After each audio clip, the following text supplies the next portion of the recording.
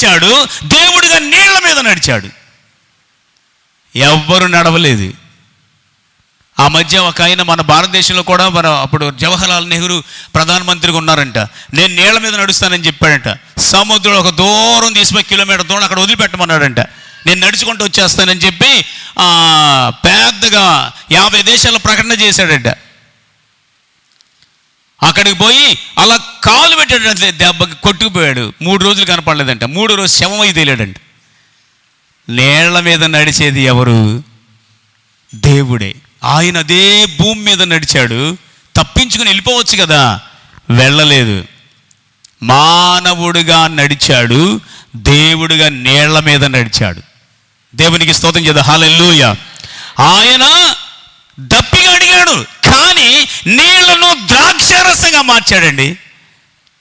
నీళ్ళను ఎలా మార్చాడు? మీరందరూ ఇక్కడే ఉన్నారా? నీళ్లను ద్రాక్షారసంగా మార్చినప్పుడు దేవునికి స్తోత్రం అనుకోవాలి కదా. మీకు ఆ ఆనందం రావట్లేదా? మీకు యేసయ్య ఎవరు? జుంటెత్తేనే ఏ పాట ఉంది కదా, అంతే.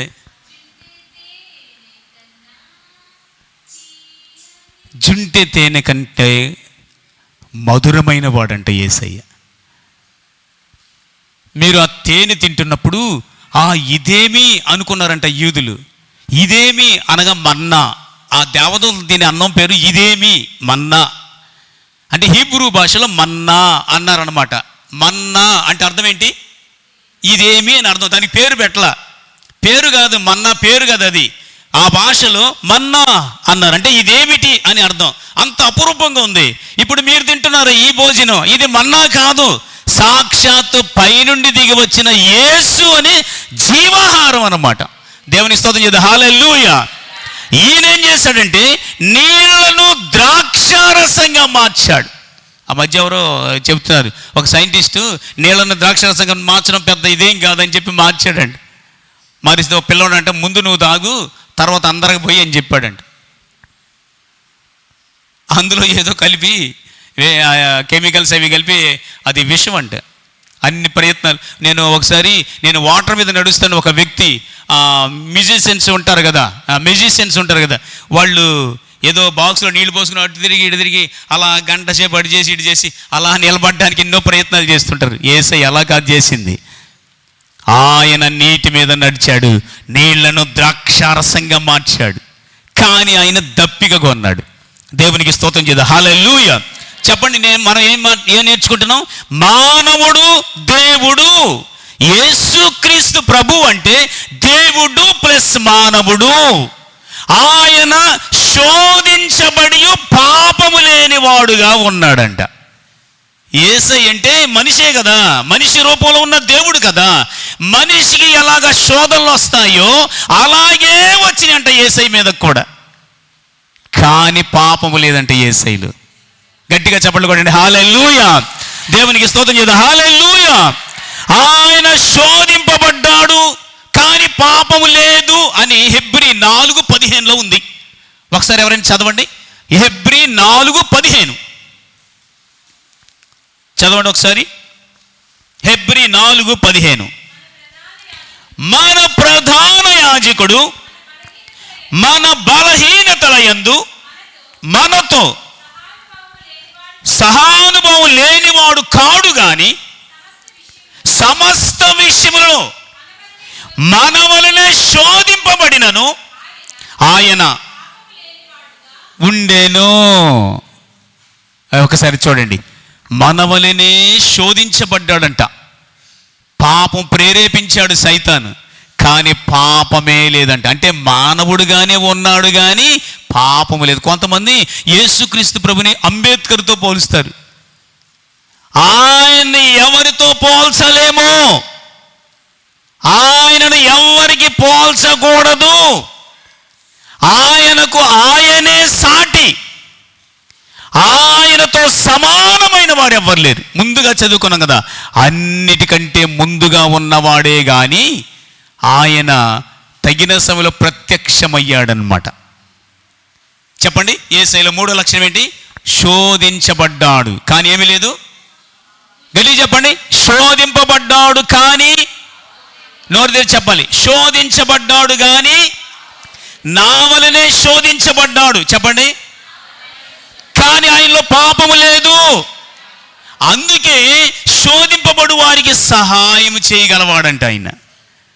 ప్రభువా, నేను ఇలా శోధించబడుతున్నానంటే ఆయన వచ్చి సహాయం చేస్తాడంట. శోధింపబడ్డాడు కానీ పాపం లేదండి. ఈ భూమి మీద యేసుక్రీస్తు అనే పేరు ఎంత మధురమైందో చూసారా? శోధించబడినను పాపము లేదు. మొదట చెప్పండి, ఆయన ఆకలిగా ఉన్నాడు కానీ అనేక మందికి ఆకలి తీర్చాడు. ఆయన దప్పిగా కొన్నాడు కానీ అనేక మందికి జీవజలం ఇస్తున్నాడు. జీవజలం అంటే ఏంటి చెప్పండి? ఆత్మ అన్నమాట. మనలో ఆత్మ, పరిశుద్ధాత్మ, ఆయనే జీవజలం మనకిచ్చాడు. యేసయ్య దాహం అడిగి ఆ మాట చెబుతున్నాడు. నీళ్ళు ఇస్తే రావడానికి వస్తుంటే ఆమె, నీవిచ్చే నీళ్లు తాగితే మరలా దప్పిక అవుతుంది, కానీ నేనిచ్చే నీళ్ళు నువ్వు త్రాగావంటే ఎప్పటికీ దప్పికొనవని చెప్పేశాడు. ఎప్పటికీ దప్పికొను, అలాంటి నీళ్లు నేను ఇస్తా. ఒకరోజు పండగ జరుగుతుంటే అందరూ పండగ అనగానే ఏం చేస్తారు చెప్పండి? బాగా బిర్యానీ, ఇంకా మటన్. ఇప్పుడు మోడర్న్లో, అప్పుడంటే వాళ్ళు ఇంకా రొట్టెలు అవి చేసుకొని మాంసం, గొర్రె మాంసం బాగా వేసుకుని తింటుంటారు కదా పండగ అంటే. అలాంటి చోట నిలువబడి పెద్దగా ఇలా చెప్పాడు, మీలో ఎవడైనా దప్పికొనుచున్నాడా వాడు నా యొద్దకు రావాలి అని చెప్తున్నాడు. మీలో ఎవరైనా దప్పికొనుంటే వాడు నా యొద్దకు రావాలి, నేను అతనికి జీవజలం ఇస్తా అని చెప్తున్నాడు. అరే, మేము ఇక్కడ నీళ్లు తాగుతుంటే, ఇక్కడ పండుగ సందర్భంలో మేము బాగా తింటూ ఉంటే, ద్రాక్ష రసం తాగుతుంటే జీవజలం ఇస్తానంటున్నాడు ఏంటి? ఆ పండగ రోజు చెప్పాడంట మాట, నా యొద్దకు రండి, దప్పిగొనువానికి నేను జీవజలం ఇస్తాను. కానీ ఆయన దప్పిగొన్నాడు. అంటే మానవుణ్ణి చూపిస్తున్నాను, దేవుడిగా చూపిస్తున్నాను. బైబిల్ గ్రంథంలో యేసయ్య ఒక యూనిక్ పర్సన్ అనమాట. చరిత్రలో కూడా అసలు ఈ ప్రపంచంలో ఎంత గొప్ప పేరు. మీరు డేట్ ఆఫ్ బర్త్ కూడా, ఎవరిది డేట్ ఆఫ్ బర్త్ చెప్పండి. ఒక ఆయన పోటీ పెట్టాడు, దేవుడు లేడు, యేసుక్రీస్తు చరిత్రలో లేడు అని చెప్పంట. ఒక్క నిమిషంలో ఓడించేస్తారా అని చెప్పాడంట. ఆయన జాకీర్ హుస్సేన్ అని చాలా ముస్లిం అనమాట. యేసుక్రీస్తు చరిత్రలో లేడు అంటే, నేను ఉన్నాడు కదా పీడి సుందర గారు, ఒక్క నిమిషంలో ఓడించేస్తాను రమ్మని వీళ్ళు పెద్ద ఛాలెంజ్ చేసుకుని విజయవాడలో పెద్ద స్టేజ్ వాడు పెట్టుకుని అందరూ వచ్చేసారనమాట. ఆయన కూడా వచ్చాడు. ఈ పీడి సుందర గారు ఒక్క మాట అన్నాడంట, నీ డేట్ ఆఫ్ బర్త్ చెప్పు అన్నాడంట. ఏం చెప్పమన్నాడు?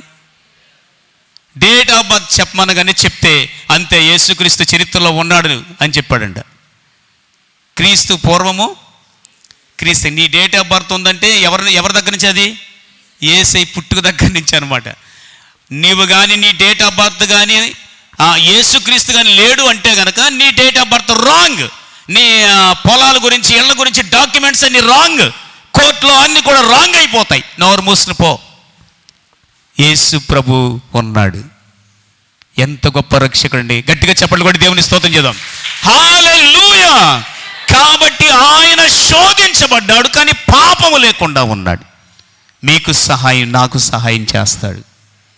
నేను ఒక మాట చెప్తున్నా, ముగించేస్తున్నా. అదేమంటే, ఆయన మానవుడిగా తల్లి గర్భములో జన్మించాడు. చెప్పండి, ఎక్కడ పుట్టాడు? తల్లి గర్భంలో అందరిలాగానే పుట్టాడు. కానీ ఆయన జన్మ చాలా పవిత్రమైంది. అందరూ ఏ విధంగా ఈ భూలోకానికి వస్తారో అలాగే వచ్చాడు. కానీ ఆయన జన్మ చాలా పవిత్రమైంది. యేసయ్యలో ఎవరి రక్తము లేదు. యేసు రక్తము ప్రతి పాపము నుండి మనలను పవిత్రులుగా చేస్తుంది. యేసుక్రీస్తు మనలాగానే తల్లి గర్భములో నుండి పుట్టాడు, మానవుడుగానే పుట్టాడు. కానీ తిరిగి లేచేటప్పుడు మాత్రం ఆయన తిరిగి లేచిన ద్వారా దేవుడు అని నిరూపించుకున్నాడు. చెప్పండి, మనిషిలాగా తల్లి గర్భంలో పుట్టాడు. పుట్టిన వ్యక్తి అలాగే చచ్చిపోయి ఉంటే గనక దేవుడు అవడు.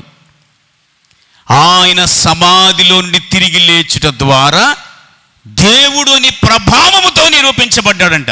Hour Lord Jesus Jesus is God, ఆయనే దేవుడు అని నిరూపించడానికి సమాధిలో నుండి లేచాడు.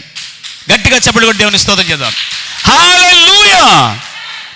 ఏమండి, మనకి 2 ఉంటాయి, ఆయనకి 3 ఉంటాయి. ఏంటి 2, 3? జననము మరణం 2 ఉంటాయి. యేసయ్యకి ఎన్ని ఉన్నాయి? జననము, మరణము, పునరుద్ధానం 3 ఉన్నాయి. మీరు కొంతమంది అనొచ్చు, ఏమండి కొంతమంది లేచారు కదా లాజరు అని. లాజర్కి 4 ఉంటాయి. ఎన్ని ఉంటాయి? ఉంటే ఏంటి అతివృష్టి లేదంటే అనావృష్టి అంటలా.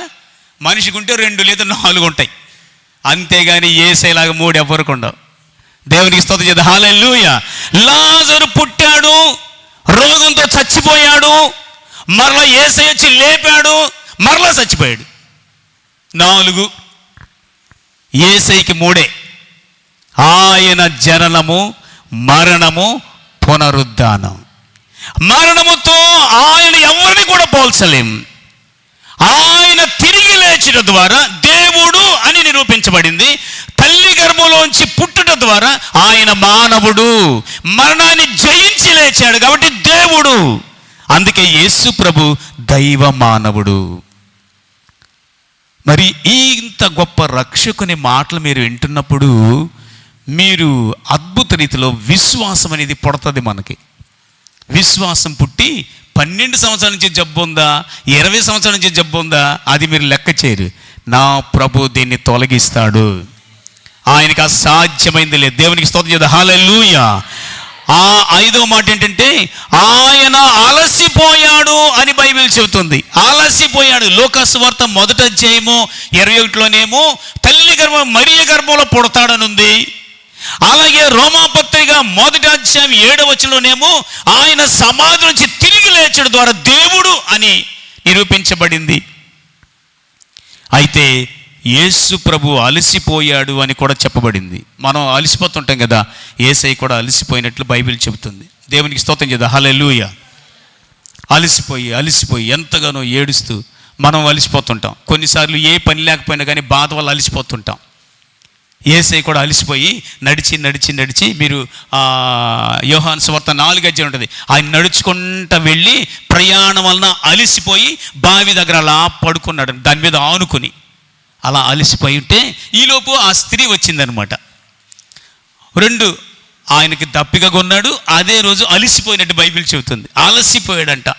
అలసిపోయి సొమ్మసిల్లిపోయాడు. కానీ బైబిల్ ఏం చెప్తుందంట, ఆయన సొమ్మసిల్లిన వారికి బలమిచ్చువాడు.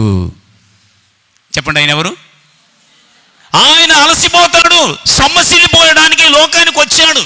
కానీ ఆయన వెళుతూ ఉండగా ఒక ఊరిలోకి వెళుతున్నాడు. అది నాయీను అనే గ్రామం. ఆ గ్రామంలో ఒక విధవరాలు ఉంది.